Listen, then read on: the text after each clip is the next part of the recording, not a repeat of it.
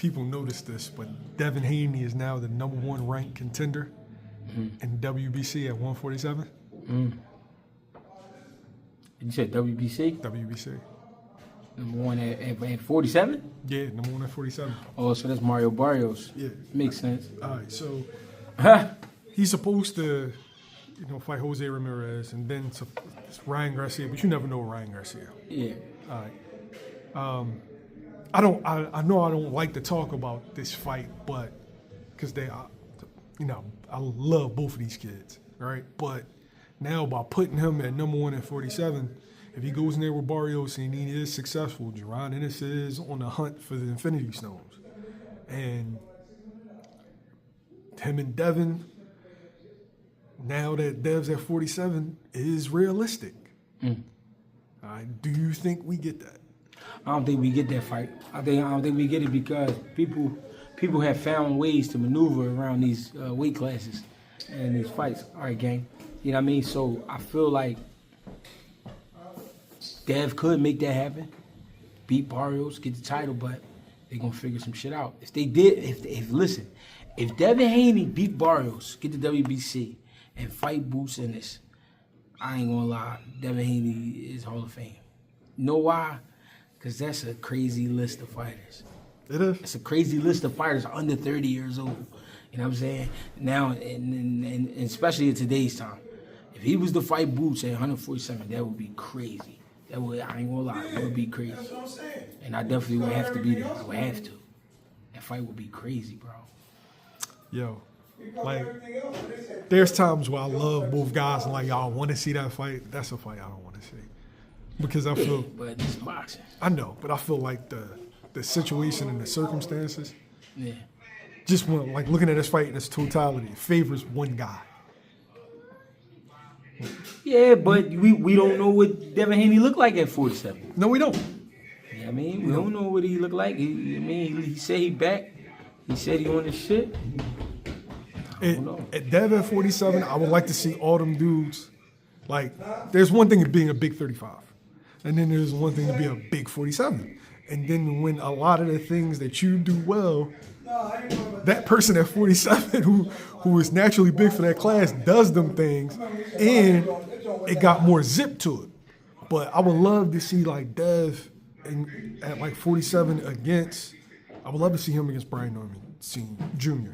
I would love to see him against Mario Barrios. But let's be fair. Have we ever seen Boots up against a Devin Haney style? No.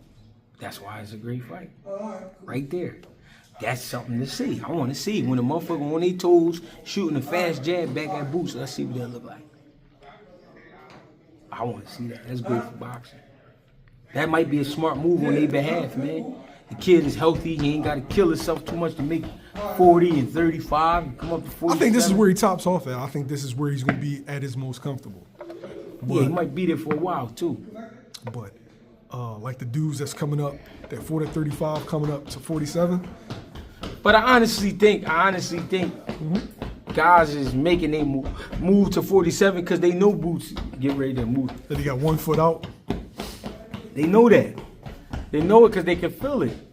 Because it's how much you gonna make 47? Boots, he gonna stay Especially a dude like Dev that was in Boots' position. He big ass 35 and is I'm looking at you. You got 3 toes out. It ain't. That might be a fight. Devin Boots might be a fight we see later at 54. Might be one of them jumps. And this is what they all got to worry about. Not worry, but this is who we got to remember to look out for. Abdullah Mason, because he not a 35, bro. He making 35, but he not a 35 pounder, bro.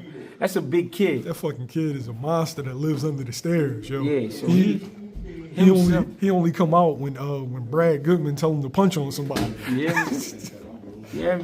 So I don't know. Boxing is looking interesting, but we just need to make the fights. And all the fighters need to understand, just because if you lose or fight don't mean it's over for you. Sometimes the guy with the loss is the guy to get the shot. Yeah, that's all you need to get back. It's a shot. True. You know what I mean? So stop looking at a loss as a bad thing. You know what I mean? Ray Savage, Ford, he lost to Nick Ball in a close fight. at 26, where he clearly stated he wasn't feeling too good, moved up to 30 and looked like a fucking animal. Yeah. You know what I mean? For me, it's the weights on certain situations. It's like I've always wanted to see Tank in Dev, right? But I don't want to see Tank and Dev at 47.